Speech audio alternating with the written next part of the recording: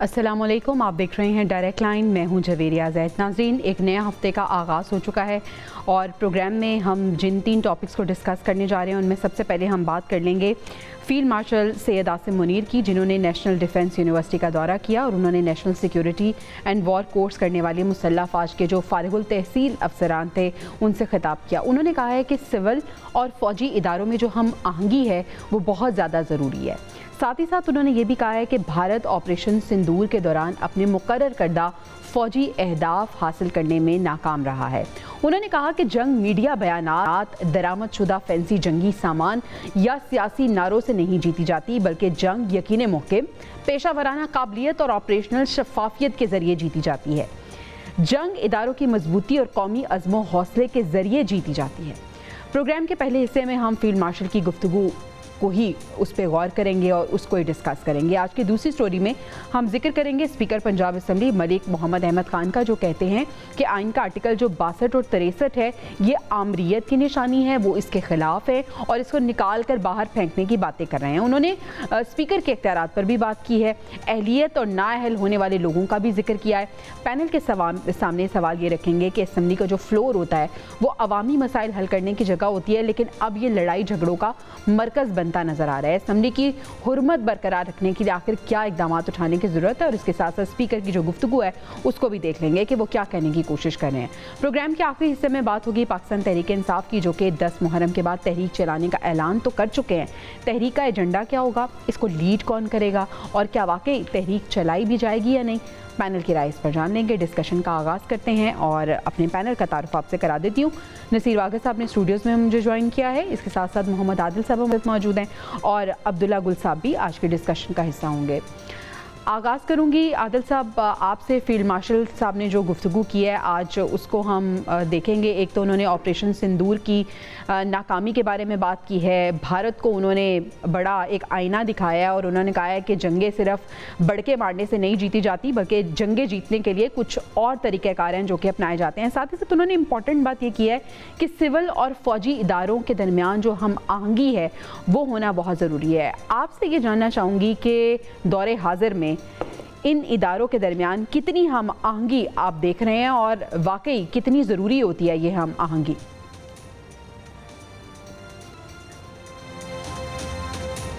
देखिए, एक तो जो पहली चीज़ मैं इस हवाले से बात करूं कि जो आर्मी चीफ का जो फील्ड मार्शल का जो आज का स्टेटमेंट है, वो बेसिकली तो भारत को दो टोक जवाब जो है उन्होंने दिया है, उनको वार्निंग दी है कि वो ख़ुद मुख्तारी और सालमियत जो है पाकिस्तान के ऊपर, उसके ऊपर समझौता नहीं होगा। और इससे पहले जो उन्होंने सिविल आबादी को निशाना बनाया, फ़ौजी तनसीबात पर हमला किया और उन्होंने वाज़ा तौर पर कहा कि अगर ये दोबारा इस किस्म की हरकत हुई तो फिर उसका भरपूर एक जवाब दिया जाएगा। पाकिस्तान ने इस जंग के अंदर पूरी दुनिया पर यह साबित कर दिया है कि पाकिस्तान एक जो है एक अपने से ज़्यादा ताकतवर मुल्क के ऊपर उसकी सबकत हासिल है फ़ौजी लिहाज से, और उसका बुनियादी मकसद जंगें जो हैं वो जदीद हथियारों से नहीं लड़ी जाती, दिमाग से लड़ी जाती हैं। और पाकिस्तान ने इसको जितनी पेशेंस के साथ इस सारी सूरत हाल का मुकाबला किया और फिर जिस तरह का जवाब दिया, एक तो उनको जंगी महाज पर जिस तरह से जवाब दिया और फिर जिसके बाद उन सफारती महाज पर जिस तरह से पूरी दुनिया को बावर कराया कि भारत ने जो कुछ किया है वो एक प्रोपेगेंडा का नतीजा था और वो गलत साबित किया। तो इस पर जो सिविल और फौजी इदारों की जो ताउन है वो बहुत इंपॉर्टेंट चीज़ है। ये जो जंग जीती है पाकिस्तान ने, इसमें भी हमने वो कोऑर्डिनेशन जो है वो बहुत करीब से देखने का मौका मिला है कि दोनों तरफ से जो है वो मिलकर जो है वो भारत का मुकाबला किया गया और भारत को इसी वजह से भरपूर जवाब दिया गया। जिस तरह से जो फौजी हमारे हैं उन्होंने भारत को जंगी मैदान में दिलाया, फिर सफारती महाज पर हमने देखा कि सिविलियन इदारों की जो जिस तरह की सफारती कोशिशें थी, पूरी दुनिया को एक बावर कराया गया। जो बयानिया भारत का था उसको रिजेक्ट किया गया, हालांकि कोशिश भारत की तरफ से भी की गई थी। इसीलिए आज आर्मी चीफ ने कहा है कि जंगें जो हैं वो जो मीडिया प्रोपेगेंडा सियासी बड़कों से इस तरह से नहीं जीती जाती, उसके लिए एक प्लानिंग चाहिए, एक दिमाग चाहिए और एक जिसे कहते हैं जज्बा चाहिए, जो पाकिस्तान फौज ने अपनी हर फील्ड के अंदर इस बात को साबित किया है कि जितनी मर्जी आप जो है वो अपने पैसे डिफेंस पे खर्च करें, जितने मर्जी जंगी जहाज आप लेटेस्ट खरीद लें, लेकिन काबिलियत ज़रूरी है और पाकिस्तान ने इसको साबित किया। बिल्कुल ऐसे ही है। वाक़ई साहब आपका पॉइंट ऑफ व्यू इस पर जानना चाहूँगी। फील्ड मार्शल साहब ने आज एक बार फिर हमने देखा है कि भारत को आईना दिखाया है, क्योंकि हम देख रहे हैं कि गाहे बगाहे ऑपरेशन सिंदूर के बारे में कहा जाता है कि ये ऑपरेशन अभी रुका नहीं है, ये अभी थमा नहीं है, हम कुछ और भी करना चाहते हैं और हम करेंगे, लेकिन आज बड़ा मुँह तोड़ जवाब दिया है फील्ड मार्शल ने उन्हें। असल वजह ही ये है, ये जो खबरें आती हैं ना इधर उधर से, या भारत इस तरह की खबरें फैला रहा है पूरी दुनिया में, और मेरा ख्याल है वो अपनी आवाम जो उनके ऊपर, हुकूमत के ऊपर और ख़ास तौर पर मोदी के ऊपर लान तान कर रहे हैं और अपनी अफवाज की नाकामी को देख रहे हैं, तो वो बार बार ये बातें कर रहे हैं कि अब हम दोबारा तैयारी कर रहे हैं और हम फिर से पाकिस्तान पर हमला कर रहे हैं। पाकिस्तान के आर्मी चीफ फील्ड मार्शल ने ये जो मैसेज दिया है आज, वो इतना भरपूर है कि मेरा ख्याल है भारत के लिए इससे बड़ा मैसेज और क्या हो सकता है कि वो उनको बता रहे हैं कि आप ये समझ लें कि शायद अगर दोबारा आप लोगों ने इस तरह की कोशिश की तो ऐसा जवाब मिलेगा कि वो सारी ज़िंदगी याद रखेंगे। अच्छा देखिए, ये क्यों ज़रूरत पेश आ रही है बार बार, ये जो इधर उधर से इसराइल जैसे इधर उधर के कई ममालिक जो हैं वो भारत को इस तरह भड़का रहे हैं या उनको ताने दे रहे हैं, उनके अपनी आवाम उनको ताने दे रही है, उनसे जान छुड़वाने के लिए भारत इस तरह की चीमगुइयाँ हैं भारत के अंदर जारी हैं, और वो ऐसा लगता है कि वो शायद दोबारा इस तरह की कोई हरकत करने की कोशिश कर रहा है। लेकिन हमारे फील्ड मार्शल ने जो मैसेज दिया है वो बड़ा ही अहम मैसेज है जो आज उन्होंने उन तक कन्वे कर दिया है। अब बात आती है, देखिए, कि हमारे मुसल्लह अफवाज और हमारे सिविल इदारों का कोऑर्डिनेशन। इस सिविल इदारों का ही सिर्फ कोऑर्डिनेशन नहीं था, बल्कि अवाम का बहुत बड़ा कोऑर्डिनेशन था।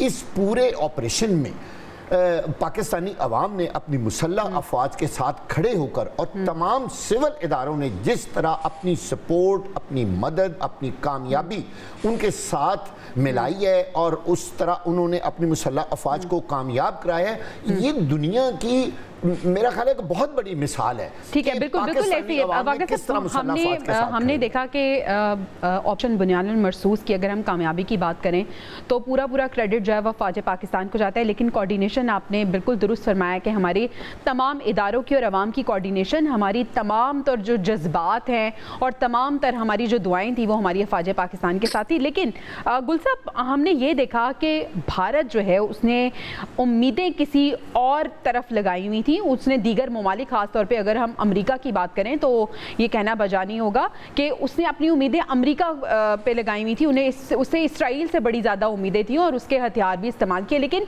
फील्ड मार्शल ने आज ये भी बड़ा वाज़े तौर पे कह दिया है कि इन जंगों में जो दीगर ममालिक को शामिल करना और उनसे उम्मीदें लगाना भी भारत की बहुत बड़ी भूल थी, और मेरे ख्याल में उसको अब क्लियर हो गया है।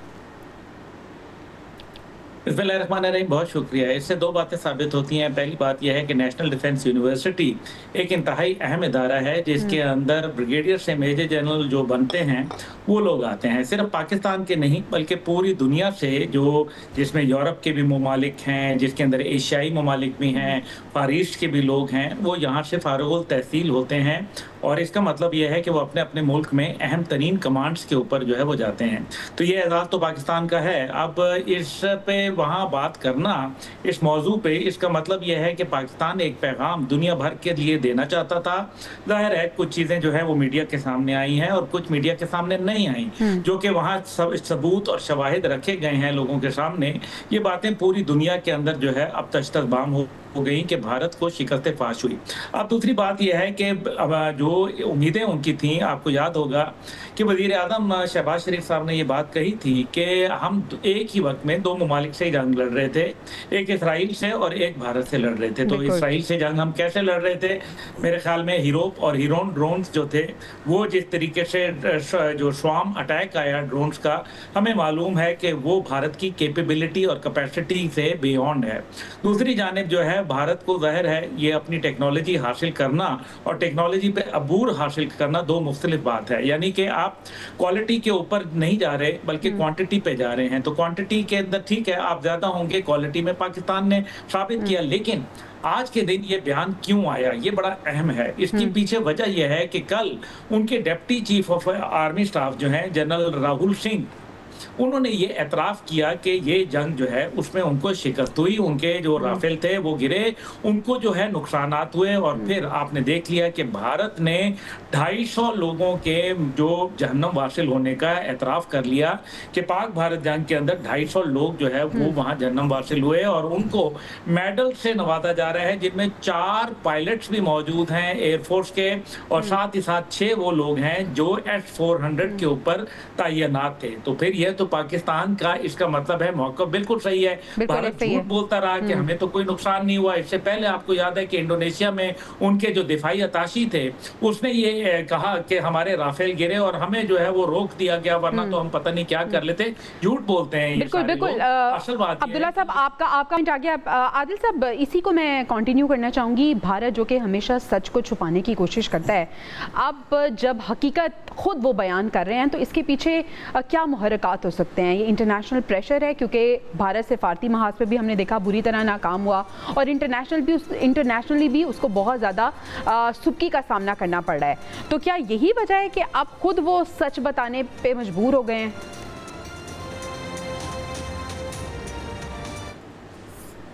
देखिए, भारत के जर्नल्स की तरफ से जो मुख्तलिफ बयान हमने अभी गाए बगाए हम सुनने को मिल रहे हैं, जिसमें एक उनके जनरल ने इतराफ़ किया है कि पाकिस्तान जो है रियल टाइम मॉनिटरिंग कर रहा था सारी सूरत हाल की, जिसकी वजह से जो है भारत को एक तशवीश लाक है कि पाकिस्तान इतनी जदीद टेक्नोलॉजी पाकिस्तान के पास है कि वो भारत की जो सारी मूवमेंट्स, यानी कि एक किस्म का इतराफ़ है कि पाकिस्तान ने आधी जंग उसी वक्त जीत ली थी जब उसने दुश्मन की तमाम मूवमेंट को रियल टाइम में जो है वो मॉनिटर किया था और इसके बारे में उनको आगाह भी कर दिया था कि आप जो करने जा रहे हैं वो आपको लिए फ़ायदेमंद नहीं होगी। तो पाकिस्तान की जो इस वक्त महारत है, जो टेक्नोलॉजी है, जो जिद्दत है, जो ज़हनी जिसे कहते हैं कि काबिलियत है, इसमें सबसे ज़्यादा इम्पॉर्टेंट चीज़ ये है कि जदीद हथियारों से जंग नहीं जीती जा सकती और ना पाकिस्तान ने इस बात को साबित किया कि इसके लिए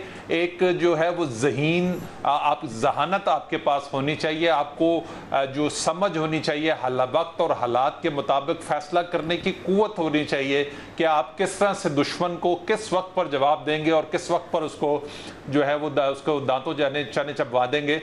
तो ये सारा कुछ पाकिस्तान ने जो है वो साबित किया है। तो इस वक्त जो सूरत हाल डेवलप हुई है, सूरत हाल के बाद कि भारत फिर एक दफ़ा जंगी जुनून में जो है मुब्तला हो गया है, वो अरबों डॉलर के दोबारा डिफेंस एग्रीमेंट्स कर रहा है। वो 1 अरब 70 करोड़ इंसान जो है वो इन 2 मुल्कों के अंदर बसते हैं, 2.25 अरब की आबादी है। तो वो उसने जो है बजाय इसके कि समाजी तरक्की की तरफ भारत सोचे, वो एक दफा जंगी जुनून की तरफ भारत हमेशा फॉल्स फ्लैग ऑपरेशन बचाने की कोशिश करता है और एटमी मुल्क भी है। आपको लगता है कि खित्ते के अमन के लिए इसराइल के बाद भारत भी एक बहुत बड़ा खतरा है?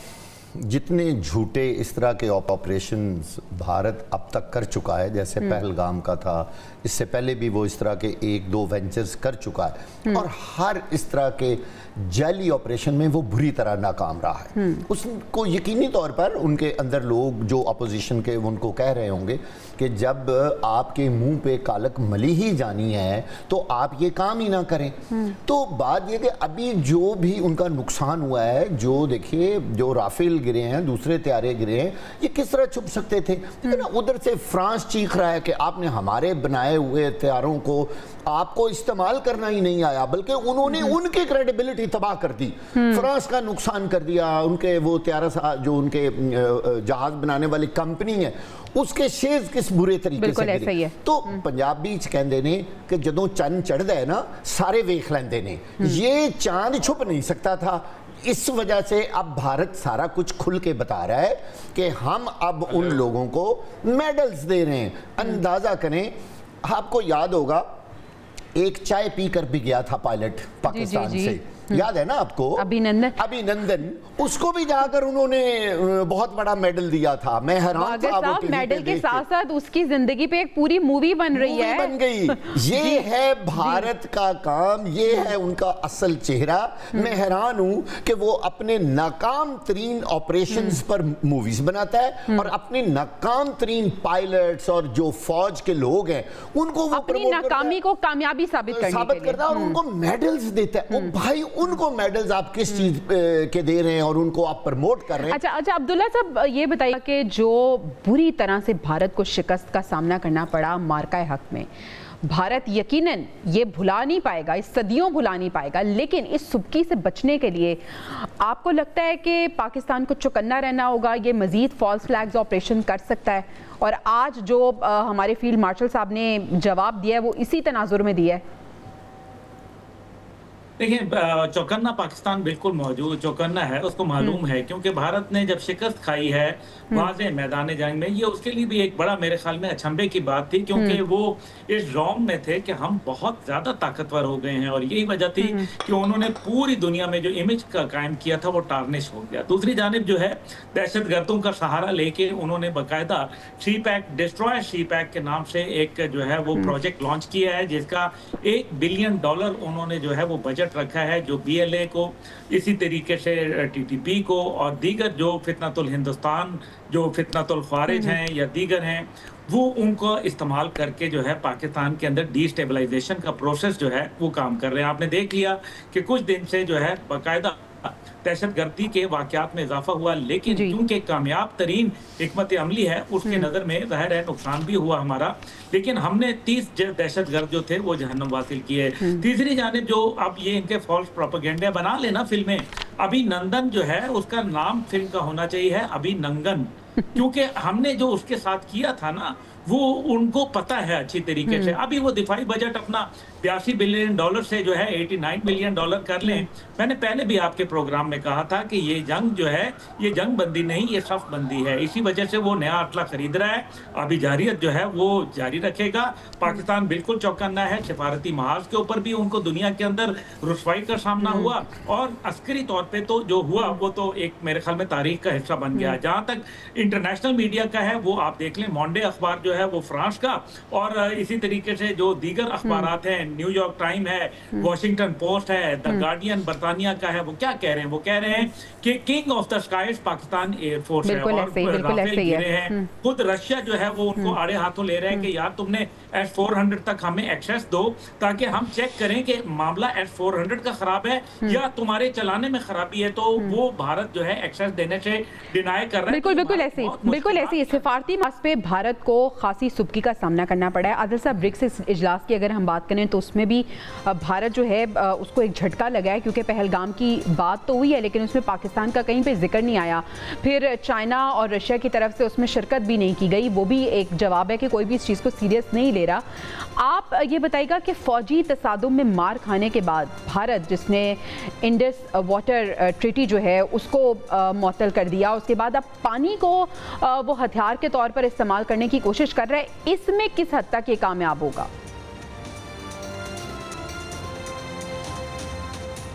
मेरा नहीं ख्याल है कि कामयाब हो सकता है। पाकिस्तान ने बड़ा क्लियर मैसेज दिया हुआ है इंडिया को कि उसको जंग तस्वुर किया जाएगा और भारत की ये हमाकत जो है उसको इसका जवाब देना पड़ेगा। अभी तक तो चूँकि मौसम इस किस्म का है, अभी तक तो भारत अपनी कोशिश में जो है वो कामयाब दिखाई नहीं देता, लेकिन आने वाले दिनों में देखते हैं कि भारत क्या स्टेप लेता है और फिर उसका जवाब पाकिस्तान किस तरह से देगा। इंटरनेशनली पाकिस्तान का जो मौक़िफ़ है उसको जो है पजीराई मिली है। पानी के मामले के ऊपर भी आलमी बैंक जो सालिस है उसने भी इसमें कैटेगोरिकल अपना एक जवाब दिया है। तो भारत कैसे जो है वो एक आलमी सालसी के होते हुए जो है वो इस तरह की हमाकत कर सकता है। लेकिन ये मैं तो ये समझता हूँ कि बहरहाल जो भी इस वक्त सूरत हाल है, बातचीत ही मसले का हल है। अब बातचीत के ज़रिए ही जो है वो सूरत हाल को बेहतर किया जा सकता है। दोनों मुल्कों को जो है बजाय जंग की तरफ जाने के लिए, गो के इंडिया की ख्वाहिश है, पाकिस्तान की कभी भी ख्वाहिश नहीं रही कि वो मामला जंग की तरफ लेके जाए। इस चीज़ को जो है अपने मामला जो हैं वो बातचीत की तरफ लेके जाने चाहिए। बातचीत के ज़रिए ही मसले का हल निकल सकता है, बातचीत के ज़रिए ही जो दोनों मुल्कों के दरमियान इश्यूज हैं उसको जो है, ठीक है, आपको लगता है बातचीत के जरिए ही हल निकल सकता है? वाक़ई साहब, आपको लगता है कि हम इस स्टेज पे हैं कि बातचीत हो सकेगी, दोनों ममालिक के दरमियान कोई बीच का रास्ता निकालने की कोशिश की जाएगी? पाकिस्तान तो हमेशा से तैयार रहता है, लेकिन भारत आमादा होगा इस चीज़ पे? देखिए, अगर भारत आमादा नहीं ना होता तो फिर उसने सबक सीख लिया। अगर वो पाकिस्तान का पानी बंद करेगा तो हमारे जो मुसल्लह अफवाज के सरबराह हैं उन्होंने उनको वाज़े तौर पर पैगाम दे दिया है कि फिर वही होगा जो पहले हो चुका है। पर मेरा ख्याल नहीं है कि अब भारत दोबारा इस तरह की जुर्रत करेगा। आप जरा गौर करें कि अब कहाँ है मीडिया पर मोदी, वो जो पाकिस्तान के कटोरे का जिक्र करता था, अब तो उसकी अपनी कटोरी छुप गई है ना। अब तो वो लोगों से मुंह छुपाता फिरता है। पहले तो हर वक्त वो टीवी पर बैठा हुआ होता था और बातें कर रहा होता था पाकिस्तान को। जिस दिन से उनको जिल्लत आमेज शिकस्त हुई है और उसकी तमाम मुसल्लह अफवाज का सर नीचा हो गया है, और जिन तैयारों पे उनको फख्र था और जिन पायलट्स पे उनको फख्र था, वो किस बुरे तरीके से जमीन बोस हुए हैं। मेरा ख्याल है उसके बाद मोदी में उठने की हिम्मत नहीं रही, और जो उसको सबसे बड़ा नुकसान होने वाला है वो आने वाले इलेक्शंस हैं जिसमें मोदी साहब बुरी तरह नाकाम होंगे, और यही उनकी सियासी जिंदगी की मौत होगी कि अगर उन्होंने पाकिस्तान को छेड़ा है। अब वो पानी बंद करके देख लें, फिर तमाशा जो लगेगा। चलें, यही सवाल अब्दुल्ला साहब के सामने लेके आना चाहती हूँ। जब भी इंतखाबात होते हैं उससे पहले ये ड्रामा जरूर रचाया जाता है, क्योंकि मोदी के पास बेचने के लिए और कुछ भी नहीं है, यही चूरन बेचता है। पाकिस्तान के खिलाफ बातें होती हैं, फॉल्स फ्लैग्स ऑपरेशन होते हैं। आपको लगता है कि इंतखाबात में अब इसका नेगेटिव इम्पैक्ट पहुंचेगा मोदी को? जी, वैसे अगर हालात इसी तरह रहे तो बिल्कुल नरेंद्र मोदी को शदीद जो है, क्योंकि सरेंडर मोदी तो वो बन गया है ना, तो अब उसको इंतखाबात के अंदर मुश्किलात आएंगी। लेकिन अक्टूबर तक, सितंबर के आखिर में और अक्टूबर के अंदर भारत एक और एडवेंचरिज्म जो है वो प्लान करेगा। अब आप ये देखें कि उनकी ये क्या शिकस्त नहीं है कि 250 लोगों का एतराफ कर लिया उन्होंने, चाहे वो मेडल के बहाने। तो वो तो कहते थे कि कुछ हुआ ही नहीं है, कोई लड़ाई नहीं हुई, कोई पाकिस्तान का 1 रुपए का हमारा जो है नुकसान नहीं पाकिस्तान पहुंचा सका। तो फिर ये 250 लोग जो है कहां से चले गए? मकसद यहाँ ये है कि ये जरूर करेंगे, ये कभी नहीं मानेंगे, ये अपनी फितरत के अंदर बिच्छू हैं, ये डंग मारने से कभी बात नहीं आएंगे। ये पाकिस्तान को पानी के मामले पे भी करेंगे। इस दौरान जो ये करेंगे वो इंटरनेशनल दुनिया में जो अपनी खोई हुई साख है उसको जो है वो ये वापस बहाल करने की कोशिश करेंगे। ये डिप्लोमेटिक एफर्ट्स करके अमेरिका को लेवर इन करेंगे, उनको या तो असला जो है उसका ऑर्डर देंगे ताकि उनको जो है वो रिश्वत दी जा सके, एक किस्म की सियासी। दूसरी जानिब जो है वो रूस के हवाले से जो है वो अपना ये कोशिश करेंगे। तीसरी जानिब जो है वो ये ताजे बरतानिया को शामिल करेंगे कि किसी सूरत जो है वो यूरोप जो है वो इनके साथ दे, जिस तरह से यूरोप ने इनका साथ छोड़ दिया था। बिल्कुल ऐसा ही है। लेकिन सिपाही महाज पे भी हम देख रहे हैं कि अभी तक के भारत को नाकामी का सामना करना पड़ा है, चाहे इसे कुदरत की मेहरबानी कही जाए, क्योंकि भारत जो भी चाल चलने की कोशिश कर रहा है वो उल्टी उन पर ही पड़ रही है। नाज़रीन, हमें ब्रेक पर जाना है, ब्रेक से वापस आएंगे तो हम बात करेंगे स्पीकर पंजाब असेंबली के हवाले से। Stay with us. Welcome back नाज़रीन। पंजाब असेंबली की हम बात करें या किसी भी हम असेंबली फ्लोर की बात करें तो हमने देखा है कि असेंबली का जो तकद्दुस है उसको पामाल किया जाता है और असेंबली जो है वो एक अखाड़ा हमें बनता हुआ नज़र आता है। आज अगर हम बात करें स्पीकर पंजाब असेंबली मलिक अहमद खान साहब की, तो वो भी गुफ्तगू कर रहे थे, वो अहलियत की बात कर रहे थे और नाअहल होने की बात कर रहे थे। वो ये कह रहे थे कि अगर नवाज शरीफ साहब उन्हें पनामा पर निकाला जाता है तो फिर असेंबली के फ्लोर पर जो लोग असेंबली का तकद्दुस पामाल करते हैं तो उन्हें भी निकालना चाहिए। फिर वो ये बात कर रहे थे कि स्पीकर के इख्तियारात तो लामहदूद हैं, लेकिन हम फिर भी अपने जो एहतियारात हैं उनको बेजा इस्तेमाल नहीं करते। ये सारी गुफ्तगू वो कर रहे थे। आदिल साहब, आज स्पीकर पंजाब असेंबली की गुफ्तगू, इसका अगर आप क्रक्स निकालने की हम आपसे कहें कि इसका क्रक्स क्या है और क्या वो कहना चाह रहे थे और असेंबली पे होता क्या है, और मेंबरानी असेंबली जो हैं हम देख रहे हैं कि असेंबली के तकद्दुस को पामाल करते हैं, क्या कहेंगे आप?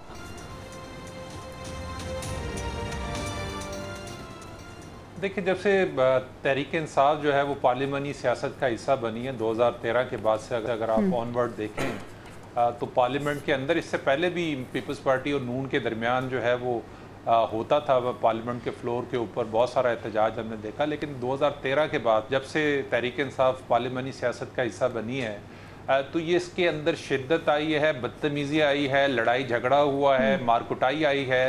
तो बहुत सारी चीज़ें जो हम रवायती तौर पर देखते हैं तहरीक इंसाफ के कारकुनों के अंदर जिस किस्म का एग्रेसिव पन है, तो पार्लियामेंट के अंदर भी इस किस्म का एग्रेसिव पन जो है वो हम देखने को मिल रहा है। पंजाब असम्बली के अंदर जो कुछ हुआ, गो के ये पहली दफ़ा नहीं है, इससे पहले भी बहुत सारे वाक़यात ऐसे रिपोर्ट हो चुके हुए हैं। लेकिन स्पीकर को जितने एक्सट्रीम पर स्पीकर को जो गए हैं, मेरा नहीं ख्याल है कि उनको ये ज़ेब देता है कि वो इतने एक्सट्रीम पर जाते हैं। पार्लियामेंट के अंदर इस तरह के मामलात को स्पीकर जो है वो कस्टोडियन भी है और न्यूट्रल भी होता है। तो स्पीकर को जो है एक जैसे बाप की तरह एक रोल होता है, तो उसको उस तरह का रोल अदा करना चाहिए था। इसको वो मुअत्तल कर सकते थे उन अरकान की जो रुकनीत है वो कुछ अरसे के लिए, जैसे हमने माजी के अंदर कौमी असम्बली के भी अंदर देखा, बाकी असम्बलियों के अंदर भी हमने ये देखा है कि जब इस किस्म के मामलात होते हैं तो कुछ अरसे के लिए जो है उनकी रुकनीत मुअत्तल कर दी जाती है सज़ा के तौर पर। लेकिन स्पीकर तो एक स्टेप और आगे चले गए, वो उनको मुकम्मल डीसीट करने की तरफ चले गए, जो मैं समझता हूँ कि एक तो पहले ही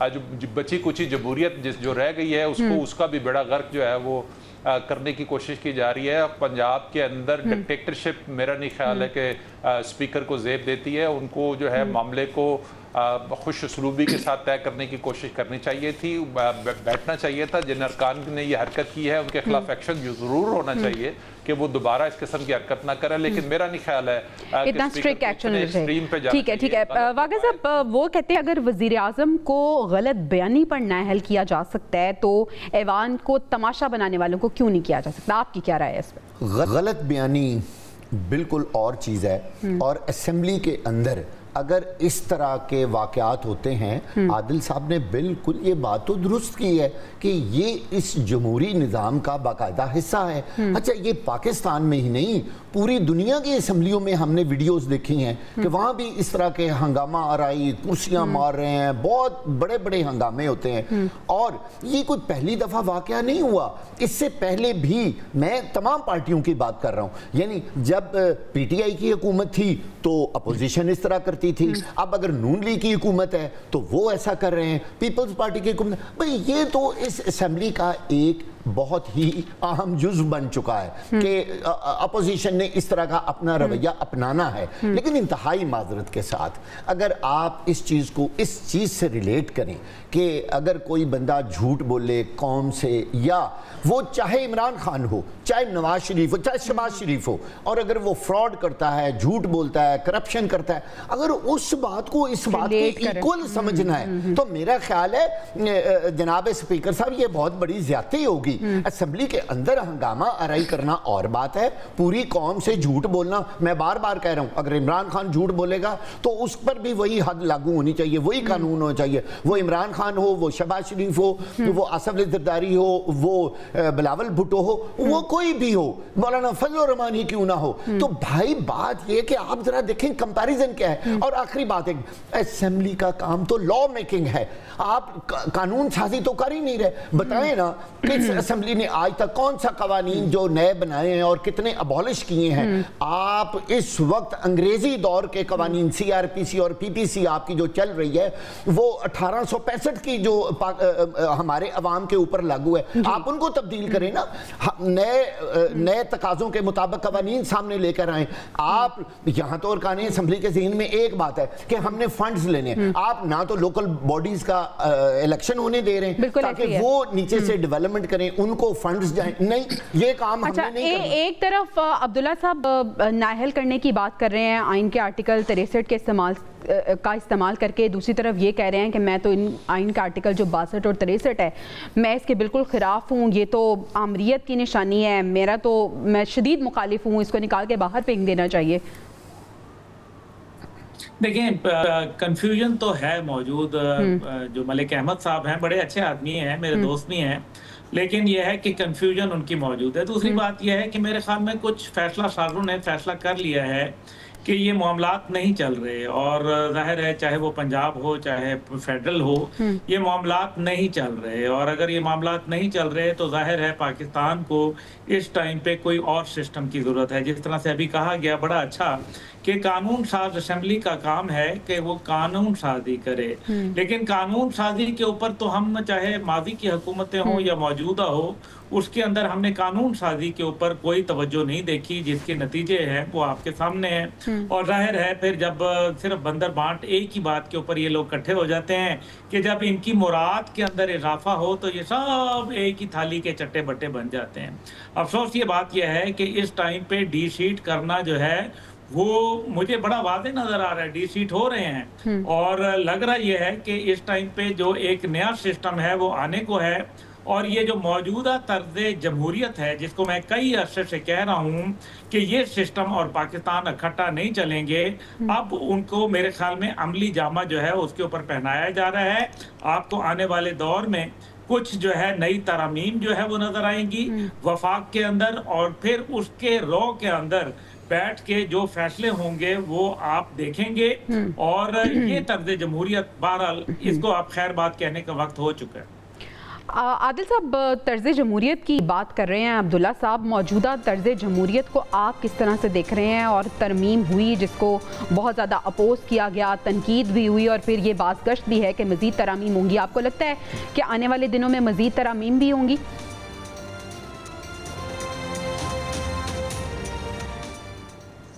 जाहिर सी बात है, मैं पहले 62-63 पे बात करूँ। जनाब स्पीकर अहमद खान साहब को शायद अंदाज़ा नहीं है कि उनके जो रहनुमा हैं नवाज शरीफ साहब, उन्होंने ही जो है वो मुखालफत की थी जब पीपल्स पार्टी ने 2008 में जब उनको इक़्तिदार मिला था, उन्होंने कोशिश की थी कि वो 62-63 ख़त्म कर दें, लेकिन उस वक्त नवाज शरीफ नहीं माने थे और बाद में फिर वो खुद ही उस 62-63 का जो है वो शिकार हो गए। पाकिस्तान में इस तरह की तरामीम जो है वो यकीनी तौर पर होती हैं और फिर वो फिर सियासी मुखालफिन के ख़िलाफ़ इस्तेमाल होती हैं। पहले मुस्लिम लीग नून का भी यही रवैया था कि शायद वो पीपल्स पार्टी के ख़िलाफ़ इस्तेमाल करने में कामयाब हो जाएंगे, लेकिन बाद में फिर हमने देखा कि वो खुद उसका शिकार हो गए। तो जहाँ तक बाकी तरामीम का ताल्लुक है, यकीनी तौर पर जिस किस्म का सिस्टम हाइब्रिड सिस्टम जो ख्वाजा आसिफ खुद ऑन करते हैं कि इस वक्त मुल्क में हाइब्रिड सिस्टम है, तो यकीनी तौर पर जमहूरियत तो सिर्फ नाम की जमहूरियत है, बाकी सिस्टम के जो जैसा कहते हैं कि वाली वारिस तो कोई और है। तो अगर वो ये समझते हैं कि मुल्क के अंदर निज़ाम चलना है, मरकज़ के अंदर भी और सूबों के अंदर भी, और फिर जिस किस्म की तरामीम की ज़रूरत है जिसकी बुनियाद पर लोगों को जो है वो इस किस्म के एहतजाज से रोका जा सके, इस किस्म की बयानबाजी से रोका जा सके, या जो रुकावटें खड़ी करने की कोशिश करते हैं उनकी रुकावटों को साइड लाइन करने के लिए अगर कानून साजी की ज़रूरत पड़ेगी, तो यकीनी तौर पर इस वक्त मुमकिन है कि हर तरह की कानून साजी हो सकती है। हर उस रुकावट को दूर करने की कोशिश की जाएगी जो मौजूदा सेटअप के जो है वो राह में रुकावट खड़ी करने की कोशिश करेगा। तो आने वाले दिनों में हम देखेंगे कि जो कानूनी खामियां हमें 26वीं तरमीम में जो है वो रह गई थी, जिसकी वजह से बाद में हुकूमत को एक मुश्किल का सामना हुआ था। आने वाले दिनों में मज़ीद तरामीम होंगी, मज़ीद जो इस निज़ाम को मजबूत करने के लिए जो है वो इक़दाम उठाए जाएंगे, वो चाहे किसी भी जगह पर हो, चाहे वफाक में हो, चाहे सूबों में हो। तो उसमें जो भी रुकावट बनेगा, मेरा नहीं ख्याल है कि उसके लिए कोई रास्ता या कोई गुंजाइश नज़र आ रही है। वाक़ई साहब, एक तरफ हम नए के हवाले से इसको अपोज कर रहे हैं, डी सीट को भी हम अपोज कर रहे हैं, लेकिन दूसरी तरफ अगर हम ऐवान के तकद्दुस की बात करें और नज़्म व ज़ब्त की बात करें तो ये भी बड़ा एक इम्पॉर्टेंट फैक्टर है, लेकिन इसको कायम करना और कायम रखना किसकी जिम्मेदारी है? देखिए, ये बिल्कुल वाज़ेह बात है कि ये जिम्मेदारी है स्पीकर पंजाब असेंबली की। उनके पास ज़ाहिर है सार्जेंट एट आर्म्स वहाँ मौजूद होते हैं, बहुत बड़ी सिक्योरिटी मौजूद होती है। और हमने देखा कि जब भी असम्बली में कोई इस तरह की हंगामा आराई हुई है, उन्होंने फौरी तौर पर सिक्योरिटी, जो कि पंजाब असम्बली की अपनी सिक्योरिटी होती है, वो पंजाब पुलिस नहीं होती वहाँ पे, उनके ज़रिए उन अराकीन को बाहर निकाल दिया जाता है। और अगर हंगामा बहुत ज़्यादा कभी बढ़ जाए तो ज़ाहिर है फिर वो उनको सस्पेंड कर देते हैं, उतने अरसे के लिए उनकी मुअत्तल कर देते हैं रुकनीत। और ये बहुत बड़ी सज़ा होती है एक पंजाब असम्बली के रुकन के लिए कि वो असेंबली में नहीं आ सकता, वो सेशन में नहीं आ सकता। तो जाहिर है एक बैड रेपुटेशन होती है। लेकिन इशू ये है कि जब आप अहलियत की बातें करते हैं तो मुझे ज़रा याद आ रहा है कि जब आपने अहलियत में माजरत के साथ आपने तो अपनी एजुकेशन को ही ख़त्म कर दिया। आपने कहा जी चाहे कोई अनपढ़ हो, चाहे कोई पढ़ा लिखो, दुनिया की कौन सी असम्बली ऐसी है जो इस तरह के कवानीन पास करती है? आप बताइए, आपने कितने कवानीन कौमी असम्बली में, अरबों रुपया आज तक आपकी सेनेट पे, आपकी कौमी असम्बली पे, आपकी चारों सूबाई असम्बलियों पे इतने अरबों रुपया सालाना लगता है। आप बताएं उनका आउटपुट क्या है? हुकूमत को, अवाम को उनका क्या फ़ायदा है? आपने कौन सी लॉ मेकिंग की है? कौन सा अवाम उनसे खुश हैं कि आपने आपने गए, आप किसी और काम के लिए थे, वहां आपके डेली पैसे तनख्वाहें आप बढ़ा रहे हैं, आप अपने कवानीन अपने लिए बना रहे हैं और हंसते खेलते बाहर आ रहे हैं। भाई इस तरह की असेंबली को अवाम की जरूरत नहीं है। माजरत के साथ खुदा का वास्ता है, इस मुल्क और इस अवाम के लिए, कौम के लिए कानून साजी करें, अच्छे कवानीन बनाएं जो मुल्क और कौम को अपग्रेड करें। वो काम तो यहां कर कोई नहीं रहा। चुप करके गए, हाजिरी लगाई, पैसे खड़े हुए। कई लोग तो आपने देखा है असेंबली में सोए रहते हैं। और आप जरा वो तनासुब निकाल लें कि कितने अरकान असेंबली हैं जो कभी खड़े होकर, जिन्होंने कभी एक लफ्ज भी बोला हो। ज्यादा तो गिने चुने लोग हैं, चेहरे हैं जो हमें हमेशा नजर आते हैं, वही बात करते हुए नजर आते हैं। अब्दुल्ला साहब, अगर हम असेंबली की बात करें, जैसे पहले भी हम बात कर रहे थे कि यहाँ पे कानून पास कराए जाते हैं जो कि आवाम के फ़ायदे के लिए, अगर यहाँ पे कानून भी पास नहीं कराए जाने, अगर बजट पेश होना है तो उसमें भी आवाम का कोई हिस्सा नहीं होना, तो फिर क्या ये लड़ाई झगड़ों के मरकज बन गए हैं, अब ये अखाड़े बन गए हैं? This is exactly what my point is. देखें, अगर ये जिसको कहते हैं ना कि ये वो दरख्त बन चुके हैं जिनके ऊपर अब फल नहीं आता, तो फिर क्या इन दरख्तों की आबियारी करना हमारा सिर्फ जो है वो क्या ये जमहूरियत है? जमहूरियत ये नहीं होती। जमहूरियत होती है जमहूर की आवाज़। जमहूर की आवाज़ क्या कहती है? वो गुर्बत की बात करती है, वो महंगाई की बात करती है, वो इंसाफ की बात करती है, वो कानून की बात करती है, तालीम और सेहत की बात करती है। क्या वो लोगों को मिल रहा है? उसका जवाब तो आपके पास मेरे ख्याल में मेरे से ज़्यादा है। 44% मुल्क के अंदर जो लोग हैं वो इस टाइम पे जो है वो सतह गुर्बत से नीचे आ चुके हैं। दूसरी जानिब मुल्क के अंदर 35% इंडस्ट्री जो है वो बंद हो चुकी है।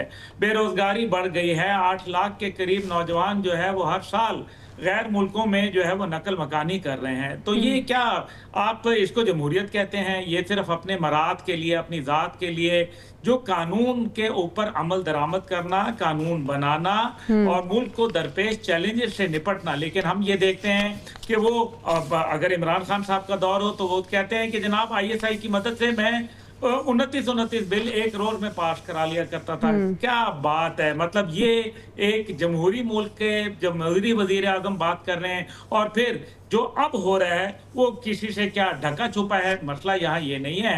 मसला ये है कि देयर आर सीरियस इशूज। इसको जब तक कि आप अदालत के साथ अकाउंटेबिलिटी का इनका मामला नहीं करेंगे, अदलिया, मुकन्नना और आपका जो रियासती इदारे हैं, अगर जब तक कि ये एक पेज पे आके पाकिस्तानी अवाम की खिदमत नहीं करेंगे आईने पाकिस्तान के ऊपर मुकम्मल पाबंदी से, तो क्या आईने पाकिस्तान के मुताबिक आपको सेहत और तालीम मिल रही है? क्या आपको बिल्कुल ऐसा ही है। ये इदारे अगर आईने पाकिस्तान के मुताबिक नहीं चलेंगे, अवाम के लिए नहीं चलेंगे, तो फिर इन इदारों का होना ना होना एक बराबर है और अवाम का एतमाद बिल्कुल ये आहिस्ता आहिस्ता खोते हुए नजर आ रहे हैं। नाज़रीन, हमें ब्रेक पर जाना है। ब्रेक से वापस आएंगे तो हम बात करेंगे तहरीक इंसाफ की, जिन्होंने 10 मुहर्रम के बाद तहरीक चलाने का ऐलान किया था। बहुत से सवालात हैं इस तहरीक के हवाले से, ये शुरू भी हो पाएगी या नहीं, जानेंगे ब्रेक के बाद। Stay with us.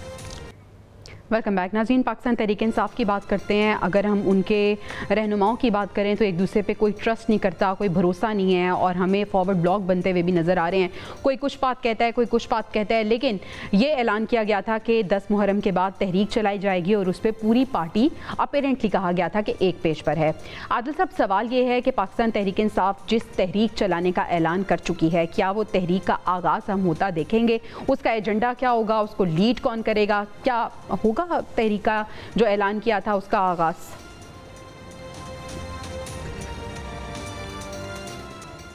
मेरा नहीं ख्याल है कि कोई जिस तरह की हमने देखी है माजी में तहरीक इंसाफ का एहतजाज, जिसने कई बार इस्लामाबाद पे चढ़ाई की, उस तरह का कोई एहतजाज मुस्तकबिल करीब में कोई होता दिखाई दे। जो आज की एक प्रेस कॉन्फ्रेंस है जो बैरिस्टर गौर ने की है और उसमें फाटा को इशू बनाया है, मिनरल्स जो मादनियात को हवाले से जो गुफ्तगू की है, वो यकीनी तौर पर अब वो वफाकी हुकूमत का नाम तो लिया गया लेकिन वो वफाकी हुकूमत टारगेट नहीं थी उसमें यकीनी तौर पर उसका जो पस पर्दा है उसके उन अनासर के इदारे के ख़िलाफ़ जो है प्रेस कॉन्फ्रेंस थी। फिर हमने कुछ दिन पहले देखा था कि अली अमीन गंडापुर की एक अग्रेसिव प्रेस कॉन्फ्रेंस थी, उसमें भी जो है इदारे को जो है वो चैलेंज किया गया। एक तरफ आप बात करते हैं कि हमने इदारे से बात करनी है और दूसरी तरफ आप एक ऐसा माहौल क्रिएट करने की कोशिश करते हैं कि जिसकी वजह से आप एक इदारे को टारगेट करते हैं। तो ऐसे हालात के अंदर मुझे नहीं लगता कि तहरीक इंसाफ के लिए कुछ बेहतरी के कोई हालात बेहतर हो सकते हैं और ना वो अब हालात हैं कि तहरीक इंसाफ कोई मौसर तहरीक चला सके। और अगर उन्होंने कोई एहतजाज की कोशिश भी की, उसका कोई खातिर खा नताइज मुझे जो है वो बरामद होते हुए दिखाई नहीं दे रहे। मेरा ख्याल है सियासी जमातों को सियासी तरीके से अपने मामलात को बढ़ाना चाहिए। तहरीक इंसाफ का जो रवैया है वो ख़ुद उसके अपने लिए मुश्किलात का बाइस है, और इसीलिए उनके जो रहनुमा हैं जब एक दूसरे पे इल्ज़ाम लगाते हैं कि वो शायद इस्टेब्लिशमेंट से मिला हुआ है या दूसरा जो है वो इस्टेब्लिशमेंट से मिला है, इनको खुद अपने ऊपर ट्रस्ट नहीं है कि कौन पार्टी के साथ मुखलिस है, कौन इस्टेब्लिशमेंट के साथ मिला हुआ है। जब इसके सब के हालात हों तो फिर आप फैसला साजी नहीं कर सकते, क्योंकि उस एहतजाज की जिम्मेदारी इससे पहले तो केपी हुकूमत लेती रही है। वही फंड्स मुहैया करती थी, वही फैसिलिटेशन देती थी, और हमने हमेशा केपी की तरफ से जो है वो देखी। पंजाब बड़ा सूबा है, बड़ा वोट बैंक है तहरीक इंसाफ का, लेकिन वहाँ पर मुकम्मल जिसे कहते हैं खामोशी। और अब जो हुकूमत जितनी मजबूत हो चुकी है पंजाब की, मेरा नहीं ख्याल है इतना आसान होगा पंजाब से, सिंध से या ठीक है। यही सवाल वाक़ई साहब आपके सामने रखना चाहूँगी। इससे पहले तो ये कि आपको कोई तहरीक स्टार्ट होती हुई नज़र आ रही है, और दूसरा जो प्रेस कॉन्फ्रेंस की है उन्होंने कहा है कि वफाकी हुकूमत से हम मुतालबा करते हैं कि फाटा के लिए जो अमीर मकाम की कन्वीनियरशिप में कमेटी बनाई गई है उसको तहलील किया जाए, क्योंकि ये वफाकी सूबे में दखल अंदाजी के मुतरादिफ है। इस बारे में भी क्या कहेंगे आप? ये जो कुछ करते रहें कुछ नहीं होना। असल बात यह है कि ताकतवर लोगों ने और ताकतवर इदारों ने जो फैसला कर लिया है ना इमरान खान के बारे में और तहरीक इंसाफ के बारे में, उससे उन्होंने टस से मस नहीं होना।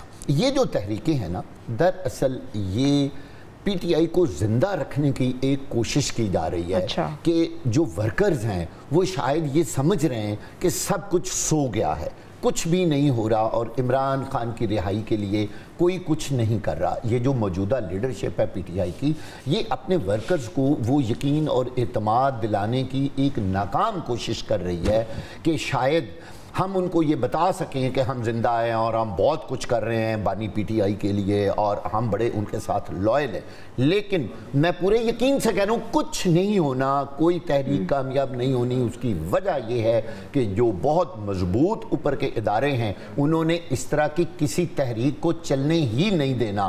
जो इससे पहले इनकी तहरीक और इनके मुजाहरों का हाल देखा गया, इससे बुरा हाल होने वाला है।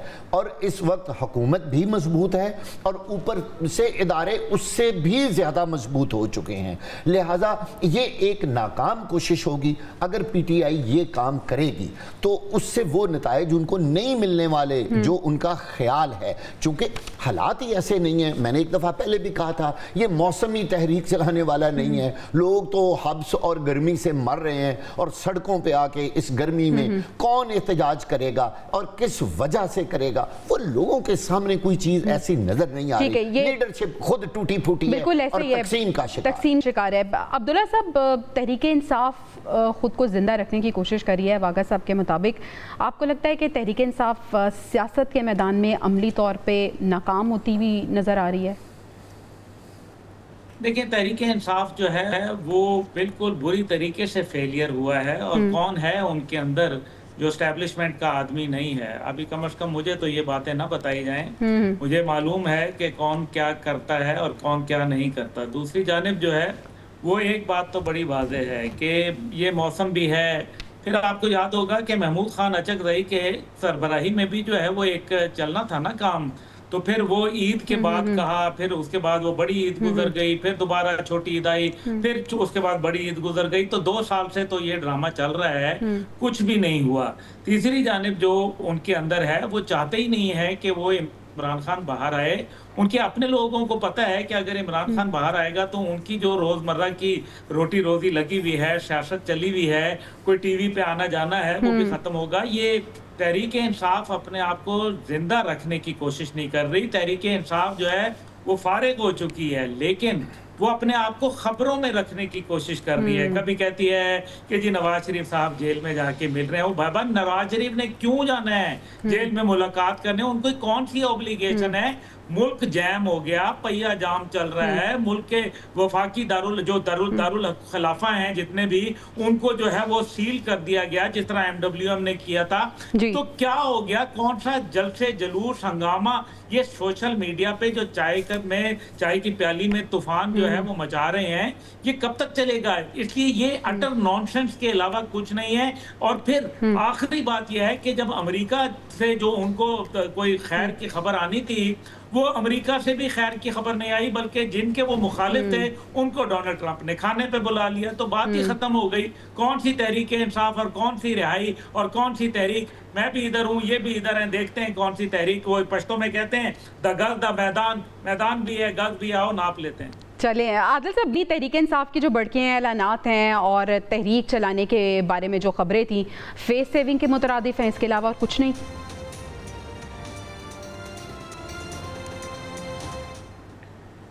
देखिए, फेस सेविंग तो है, क्योंकि उसमें कमांड तो है नहीं उनके पास। चेयरमैन जनरल सेक्रेटरी की नहीं सुनता, जनरल सेक्रेटरी चेयरमैन की नहीं सुनता, बाकी केपी और पंजाब की जो सियासतदान हैं उनके, वो एक दूसरे के ख़िलाफ़ इतनी सख्त स्टेटमेंट्स देते हैं।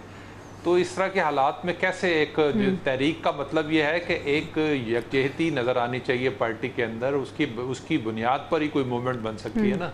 अब इस तरह के हालात में जब आप एक दूसरे की बात ही सुनने को तैयार नहीं हो, आपको एक दूसरे पे ट्रस्ट ना हो, तो फिर कैसे आप कारकुन को जो है वो कायल करेंगे? और फिर कारकुन को साथ फिर जो आपने माजी में किया है कि आप कारकुन को इस्लामाबाद में लाके आपने जिस तरह बेयारो मददगार छोड़ दिया, और फिर आपने एक प्रोपेगेंडा कैंपेन शुरू कर दी कि इस तरह इतनी शादी हो गई, इतनी शादी हो गई। तो भाई, अगर आप कारकुन को निकालेंगे तो उसको लीड भी तो करना है ना। अगर आप लीड करने के काबिल ही नहीं है कि सिर्फ कारकुन को हर दफ़ा आप आगे कर देंगे और उनको डंडे भी पड़वाएंगे, उनको आंसू गैस के शेल भी पड़वाएंगे और आप खुद अपनी गाड़ी में बैठे रहेंगे, तो वो हर एक बार हो सकता है, 2 बार हो सकता है, बार बार नहीं हो सकता। तो तहरीक इंसाफ इस वक्त इसलिए भी मुश्किल का शिकार है कि वो अपने कारकुन को ही चीट करती रही है उनके। बिल्कुल ऐसे आदिल साहब, आपने बिल्कुल दुरुस्त जानिब इशारा किया कि पिछली दफ़ा हमने देखा था वागा साहब कि जब नवंबर में एक एहतजाज किया गया तो लीड कौन करेगा, ये सवाल तो अपनी जगह था। 2 लोग सामने आ गए, यानी एक म्यान में 2 तलवारें आ गई और फिर ये लड़ाई शुरू हो गई कि लीड कौन कर रहा है, मैं लीड कर रहा हूं, मैं लीड कर रहा हूं। लेकिन जब वक्त आया तो सारे ही हमें भागते हुए नजर आए।